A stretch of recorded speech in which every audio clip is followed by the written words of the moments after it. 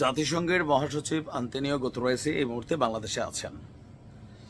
তো তিনি আসায় অনেক খুশি হয়েছেন ডক্টর মোহাম্মদ ইউনূস। তিনি বলছেন যে রোজা তো 15টা চলে, ঈদ আরো 15 দিন বাকি, বাট আপনি আসছেন, ঈদের খুশি ফিল হচ্ছে ডক্টর ইউনূসের কাছে এবং জাতির কাছে। জাতির কি হচ্ছে জানি না, তবে উনি বলছেন যে এটা ঈদের আমেজ। কিন্তু এই আমেজের মধ্যে যেই বক্তব্য দিয়ে বসছে জাতিসংঘের মহাসচিব, এইটা নিয়ে কিন্তু ডক্টর ইউনূস টেনশনে পড়ে যাবেন, 100% পড়বেন। কারণ এই জিনিসটা ওনার আউট অফ কন্ট্রোলে আছে।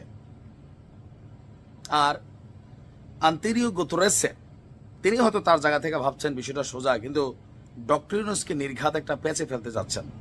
প্রথমত হচ্ছে যে ডক্টর ইউনূস পারবেন কিনা, অথবা তিনি থাকবেন কিনা। অনেকে প্রশ্ন করবেন কোথায় যাবেন। না, আগামীর যে জাতীয় সংসদ নির্বাচন 1 বছর পরে হোক 2 বছর পরে হোক, এটা কি ডক্টর ইউনূসের আন্ডারে হবে নাকি অন্তর্বর্তী যে সরকার ওনার আন্ডারে হবে? এখন বিএনপি বলছে ডক্টর ইউনূসের আন্ডারে এই জাতি একটা নিরপেক্ষ নির্বাচন আর পাবে না, চান্স কমে যাচ্ছে। কারণ জাতীয় নাগরিক পার্টিকে তিনি এবং তার এই টিমের মধ্যে প্রধান যারা বড় বড় খেলোয়াড়, ডক্টর আসিফ নজরুল স্যার, তিনিও ছাত্রদেরকে আগামী দিনে রাষ্ট্রীয় ক্ষমতায় দেখতে চান। জুলাই আগস্টের যেই স্পিরিট সেটাকে নিতে গেলে ছাত্রদেরই দরকার, এরকম বক্তব্য দিয়া, বা আমাদের উপদেষ্টা রেজওয়ানা ম্যাডাম ওনারা যে সকল কথাবার্তা বলেন, বিএনপির মতো অলরেডি সন্দেহ, গণ অধিকার পরিষদের সন্দেহ, তারপর জামাতের মধ্যে কিছুটা সন্দেহ তৈরি হচ্ছে। আস্তে আস্তে বোঝা যাচ্ছে উপদেষ্টা মাহফুজের বিবৃতি নিয়ে যে আপনারা নিরপেক্ষতা কিন্তু হারাচ্ছেন। এই টোটাল যে সার্কামস্টেন্সেস তৈরি হচ্ছে, পরিবেশটা তৈরি হচ্ছে, এই পরিবেশে একটা সুষ্ঠু নির্বাচন, তাও জাতিসংঘের মহাসচিব কি বলছে, পৃথিবীতে নজির সৃষ্টি করবে। তার মানে শব্দগুলোর আপনার বাংলা অর্থ বুঝতে হবে। আমরা বলি যে দৃষ্টান্তমূলক, মানে এমন একটা বিচার করো যেটা দৃষ্টান্ত হয়ে থাকবে, 10 জন বলবে ইয়েস, ওই রকম একটা বিচার হয়েছিল রে।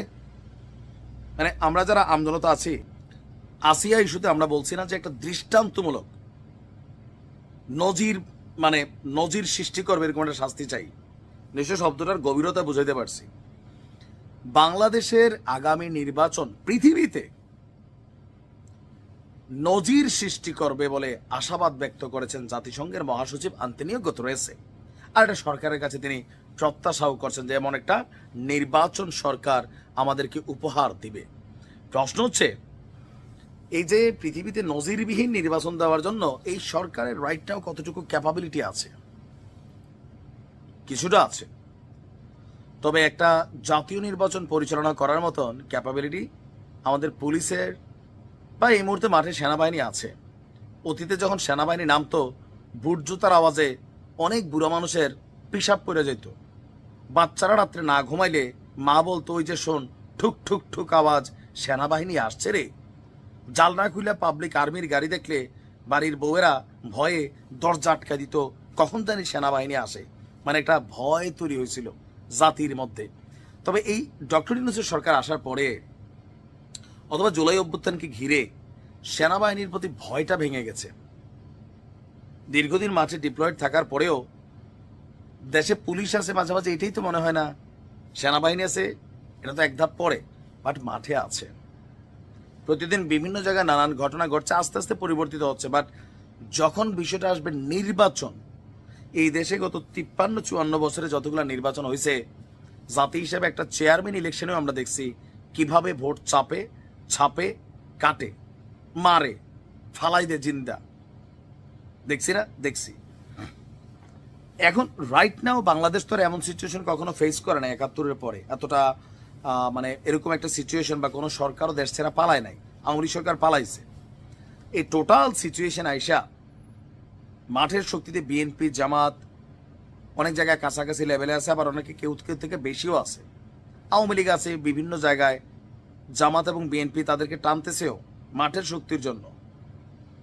এই মুহূর্তে সারা বাংলাদেশে যদি নির্বাচনটা হয়, 1 বছর পরেও হয়, আর না 1 বছরে কি হবে, বাট সরকার কি আসলে ওই পরিমাণ নিরপেক্ষ একটা নির্বাচন ক্রিয়েট করতে পারবে যেখানে মারামারি থাকবে না, হানাহানি থাকবে না, ভোট কেন্দ্র দখল হবে না, কোপাকুপি হবে না, তারপর হচ্ছে জাল ভোট পড়বে না, আমরা সবাই সুন্দরভাবে লাইনে ধরে যাব, ভোট দিব। তারপর যিনি বিপরীত প্রার্থী আছেন তিনি দাবি করবেন না যে ওইখানে কেন্দ্রে ভোট ডাকাতি হচ্ছে, আমরা সবাই হাসি হাসি যিনি পাশ করবেন জয়ের মালা দিয়ে তাকে বরণ করে নেব, মানে এটা কেমন না ভাবতে। কিন্তু এই বাংলাদেশে আমরা কিন্তু আসলে চাই, এরকম নির্বাচনে আমরা চাই। আমি আপনি কি চাই জরুরি না, যারা আমরা দল করি নিজের নেতাকে জিতাইতে জীবন দিতেও রাজি আছি ভাই, কেন্দ্র দখলের দায়িত্ব নিতেও রাজি আছি ভাই। এই মুডে থাকা ভাইদেরকে ট্যাকেল কইরা রাইট নাও একটা সরকার আছেন যারা, তারাও পক্ষপাত দুষ্ট অনেকটা জাতীয় নাগরিক পার্টির, তো তারা কিভাবে পৃথিবীতে নজির সৃষ্টি করা নির্বাচন দিবে? আবার এই সরকারের আন্ডারে বিএনপি আগামী দিনে গিয়া নির্বাচন মানে কিনা সেইটাও তো ভেজাল। এটা তো ওনার মান সম্মান ইজ্জতের বিষয় হয়ে যাবে যে এত বড় একটা দায়িত্ব তিনি পাইলেন, তারপর তিনি নিরপেক্ষতা হারাইলেন। হ্যাঁ, মানে এরকম অনেক কিছু কিন্তু চলে আসবে। তা আমার কাছে মনে হয় আন্তরিক উত্তরের যেই বক্তব্যটা, যে তার প্রত্যাশা, এটা ডক্টর ইউনূসকে বিপদে ফেলে দিচ্ছে। কারণ তিনি অলরেডি কিন্তু বাস্তবতা হচ্ছে পক্ষপাত দুষ্ট জাতীয় নাগরিক পার্টির পক্ষে, আর বাকিগুলো তো বাদই দিলাম। কি ঘটবে আসলে আপনার মনে হয়?